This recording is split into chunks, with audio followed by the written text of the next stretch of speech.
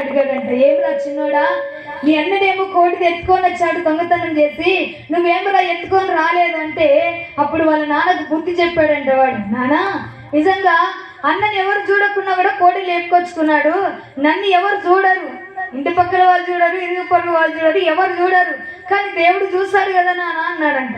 ఏమన్నాడంట? ఎవరు చూడకపోయినా దేవుడు చూస్తాడు కదా నాన్న అన్నాడంట. ఆ మాటకి నిజంగా కుమారుడే తండ్రే కుమారుడికి బుద్ధి చెప్పాలి, కానీ కుమారుడే తండ్రికి బుద్ధి చెప్పాడు. అందుకే ఎంత దిగజారిన స్థితిలో మానవుడున్నాడో మీరు తెలుసుకోవాలి.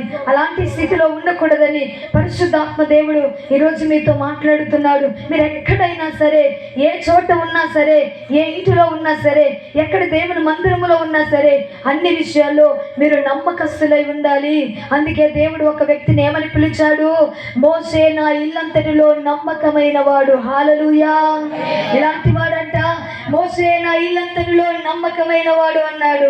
దానియేలు నిజంగా నా ఎదుట నమ్మకస్తుడుగా జీవించాడని దేవుడే స్వయంగా తన నోటితో చెప్పాడు. దానియేలులో ఏ నేరమైనను తప్పైనను లేదు. దానియేలు నమ్మకస్తుడని బిరుదు పొందాడు. మోషే నమ్మకస్తుడని బిరుదు పొందాడు. నిజంగా దేవుని మందిరములో ఎవరైతే నమ్మకంగా జీవిస్తారో దేవుడు వారిని ఆశీర్వదిస్తాడు. వారిని ఒక ఉన్నత స్థితిలో నిలబెడతారు. వారు శాపగ్రస్తులుగా మార్చబడరండి. వారు పరలోక రాజ్యాన్ని స్వతంత్రించుకునే వారిగా ఉండరు. ఎవరైతే నమ్మకంగా ఉంటారో దేవుడు అట్టి వారి కోసము భూమి మీద కనిపెట్టుకొని జీవిస్తున్నాడంట. హల్లెలూయా! ఏ ఊర్లో నా కొరకు నమ్మకంగా జీవిస్తున్నారో, ఏ ఊర్లో నా కొరకు పరిశుద్ధముగా పవిత్రముగా జీవిస్తున్నారో అట్టి వారే నాకు కావాలనని దేవుడు వారి కోసము కనిపెట్టుకొని ఉన్నాడని బైబిల్ చెప్తున్నటువంటి మాట. అలాంటి వారే దేవునికి కావాలి. దేవుని మందిరములో నమ్మకంగా పని చేసేవారే కావాలి. ఇంటిలో నమ్మకంగా పని చేసేవారే కావాలి. పొలములో నమ్మకంగా పని చేసేవారే కావాలి. ఎక్కడున్న నమ్మకాన్ని సంపాదించుకోవాలి, కానీ నమ్మకాన్ని పోగొట్టుకోకూడదని బైబిల్ చెప్తున్న మాట. ఒక దొంగగా నువ్వు జీవించకూడదు, ఒక అబద్ధికుడుగా నీవు జీవించకూడదు, ఇదిగో ఒక దోచుకునే వ్యక్తిగా జీవించకూడదు, ఒక త్రాగుబోతుగా జీవించకూడదు, ఒక నరహంతకుడుగా జీవించకూడదు. లోకములను పరిశుద్ధముగా నీతిగా నిజాయితీగా జీవిస్తే ఆ పరలోక రాజ్యములో యుగ యుగాలు నువ్వు దేవుడితో ఉంటావు. హల్లెలూయా! అందుకే యేసు ప్రభువారు సిలువ వేయబడినటువంటి ఆ యొక్క గొల్గొతా కొండపైన సిలువ వేయబడితే ఆ సిలువకు ఇరు ప్రక్కల ఎవరిని వేశారు? ఇద్దరు దొంగలు కూడా సిలువ వేశారు. ఎవరిని వేశారు? ఇద్దరు దొంగలు కూడా సిలువ వేసినట్లుగా బైబిల్లో మనం చూస్తాం. ఆ దొంగలు ఎంత దొంగతనం చేశారో తెలియదు, చెప్పరానంత దొంగతనము చేశారు. బందిపోటు దొంగలుగా వారు మార్చబడ్డారని బైబిల్ చెప్తున్నటువంటి మాట. అయితే యేసు ప్రభువారు మధ్యలో సిలువలో వేలాడబడుతున్నప్పుడు ఇరు ప్రక్కల ఇద్దరు కూడా వేలాడబడ్డారు. వారు ఎందుకు వేలాడబడ్డారంటే వారు చేసినటువంటి అన్యాయమైన పనులకు, వారు చేసిన అక్రమైన పనులకు, వారు చేసిన దొంగతన పనులకి, దొంగ అని పేరు పొందినటువంటి ఆ పనికే వారికి ఆ శిక్ష వచ్చినదండి. ఆ శిక్ష వస్తే అయితే మొదటి వ్యక్తి అంటున్నాడంట. ఏమంటున్నాడంటే యేసు ప్రభువు సిలువలో వేలాడుతున్నప్పుడు మొదటి వ్యక్తి అంటున్నాడంట, ఇదిగో నువ్వు క్రీస్తువైతే నిన్ను నీవు రక్షించుకొని మమ్మల్ని రక్షించమని అంటున్నాడంట. ఏమంటున్నాడంట?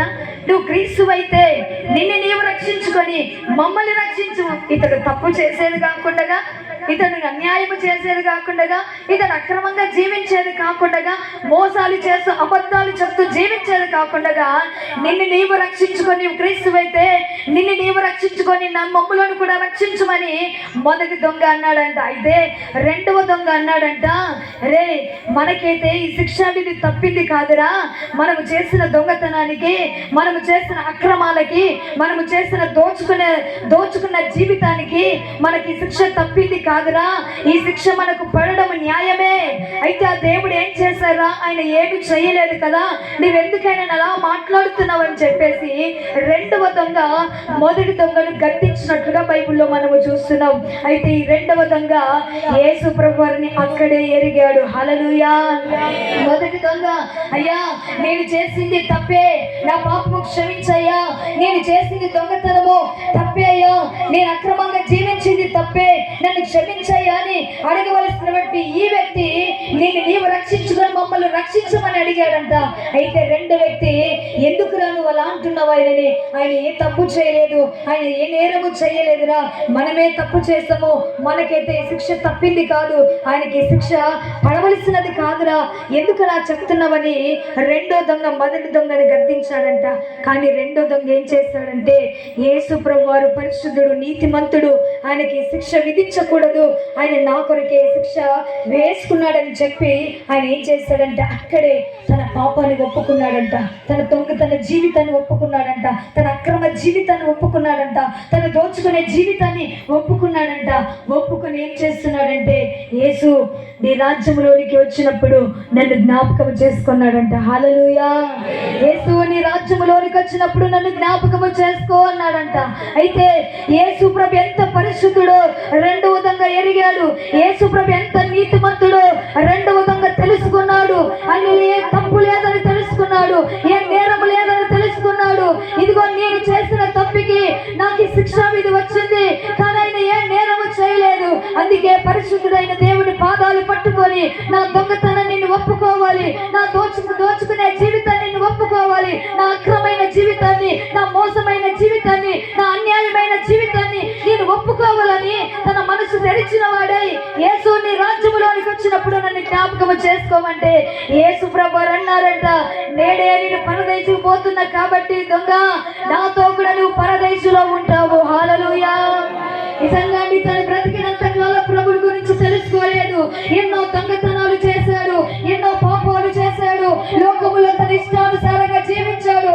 కానీ ఆఖరి క్షణాల్లో యేసు ప్రభు పరదేశికి వెళ్ళిపోతాడు. తన తల వచ్చి ఆత్మను తండ్రి చేతికి అప్పగించి ఆయన పరదేశికి వెళ్ళిపోతున్న సమయంలో ఆయన పశ్చాత్తాపుడయ్యాడు. యేసు ప్రభు కల్వరి శిలువ మీద ఉండి కూడా శిక్ష అనుభవిస్తూ కూడా ఒక ఆత్మను రక్షించాడు. చివరిగా రక్షించిన ఆత్మ ఎవరంటే శిలువలో వేలాడిన రెండవ దొంగ ఆత్మను రక్షించాడు. హల్లెలూయా. చివరిగా యేసు ప్రభు వారి దగ్గర ఆయన ఒప్పుకొని తన జీవితాన్ని విడిచిపెట్టి జీవించాడు కనుక అతనికి ఏమి దక్కింది? పరదేశు దక్కింది. పరదేశులో నుంచి అతను ఎక్కడికి వెళతాడు? పరలోక రాజ్యములోనికి వెళతాడు. అయితే నువ్వు పరదేశుకు వెళ్ళాలి అంటే, పరలోక రాజ్యానికి వెళ్ళాలి అంటే ఈ లోకంలో ఉన్నప్పుడే నువ్వు చేసిన అక్రమైన జీవితాలన్నిటిని విడిచిపెట్టి దేవుని దగ్గర నమ్మకముగా, పరిశుద్ధముగా, నీతిగా జీవిస్తే దేవుడు ఆ రాజ్యములోనికి నిన్ను చేర్చుకుంటాడు. అటు కృపను దేవుడు మీకు ఇవ్వాలని మీరు ప్రార్థన చేసుకోవాలని పరిశుద్ధాత్మ దేవుడు మీతో మాట్లాడుతున్నాడు. ప్రభువా, ఆ కానువలే నేను దొంగగా జీవించకూడదు, ఇస్కారియోతు యూద వలె నేను దొంగగా జీవించకూడదు. ఇదిగో నేను 10వ వంతు ప్రతిష్టార్పణ దొంగతనము చేసి నేను శాపగ్రస్తురాలు కాకూడదు. మోషే లాంటి నమ్మకంగా నేను ఉండాలి, దానియేలు లాంటి నమ్మకమైన జీవితము నాకు కావాలని ఈ రాత్రి అడగండి. దేవుడు అలాంటి జీవితాన్ని మీకు అనుగ్రహించి ఆయన పరలోక రాజ్యానికి మిమ్మల్ని సిద్ధపరిచును గాక. దేవుడు వాక్యాన్ని దీవించి ఆశీర్వదించును గాక. ఆమేన్. కోరుకోనయ్యా, ఇంకేమీ కోరుకోనయ్యా. చప్పలు కొడదామండి. నమ్మకమైన దేవుడమైన నీవే చాలు, నీవై ఉన్నా ఏ స్థితిలో ఉన్నా, నీవై ఉన్నా ఏ స్థితిలో ఉన్నా, ఇంకేమీ కోరుకోనయ్యా, ఇంకేమీ కోరుకోనయ్యా. నమ్మకమైన దేవుడవైన నీవే చాలు. చప్పలు కొడతామందరం, చప్పలు కొడుతూ యేసయ్యా ఈ సన్నిధిలో నమ్మకం ఉంటాను, నేను దొంగగా ఉండనయ్యా. Glory hallelujah.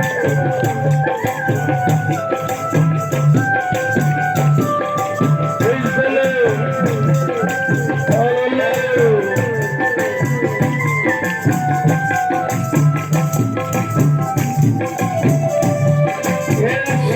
Thank you, Jesus, Lord.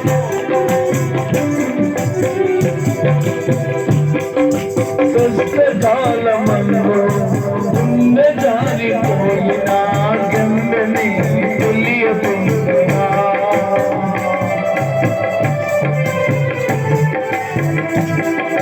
కష్టకాలమందు గుండె జారిపోయిన నందని తెలియదున్నా సాయము చేసే నీవు నాకుంటే సాయము చేసే నీవు నాకుంటే చాలు యేసయ్యా చాలు యేసయ్యా నమ్మకమైన దేవుడవై నీవే చాలు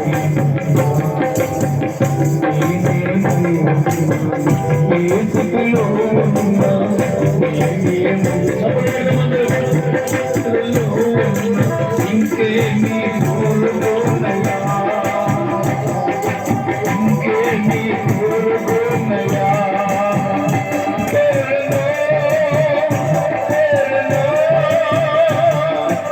ఇంకేమీ కోరుకోనయా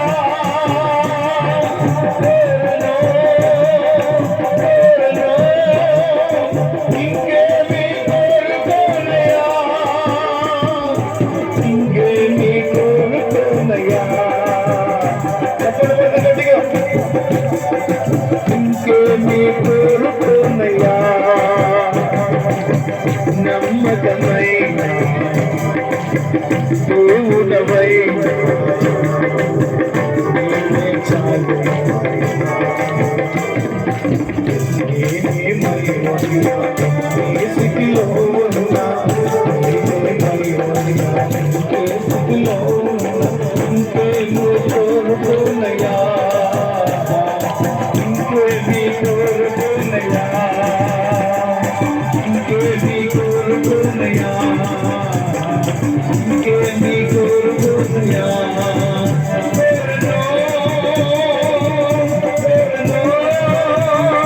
ఇంకేమీ కోరుకోనయా ఇంకేమీ కోరుకోనయా ఇంకేమీ కోరుకోనయా ఇంకేమీ కోరుకోనయా ఇంకేమీ కోరుకోనయా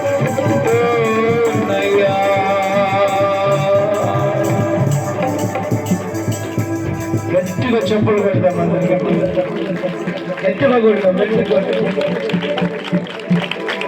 దయచేసి రెండు చేతులెత్తి మోకరిద్దాం రెండు చేతులెత్తాం అయినా నేను దొంగతనం చెయ్యను నువ్వు యథార్థవంతురాలుగా నన్ను పుట్టించావు దయచేసి రెండు చేతుల పైకి ఒకవేళ నువ్వు తెలుసు తెలుకొని రాత్రి చేసి ఉన్నావేమో పాపినని పశ్చాత్తాపడి ఒప్పుకో చెప్పండి అందరు స్తోత్రం స్తోత్రం అమ్మ చెప్పండి అందరు యేసయ్యా అని స్తోత్రం అందరు నోరు తెరవండమ్మా స్తోత్రం స్తోత్రం చెప్పండి అందరు నోరు తెరవరు గట్టిగా అయ్యా నేను తెలుసు తెలుకొని ఏదైనా దొంగతనం చేశానయ్యా నన్ను క్షమించునైనా ఒప్పుకోనమ్మా చేతుల పైకి లేపమ్మా అందరు చెప్పండి అంటే స్తోత్రమయ్యా చెప్పమ్మా ఒప్పుకో దొంగలాగా యథార్థంగా ఒప్పుకో దేవుని పశ్చిపాయవై మూర్ఖురాలవై తిరుగుతావా దొంగతనం చేసిన వాడు కిరుగునాలు కాలిపోతాడని బైబిల్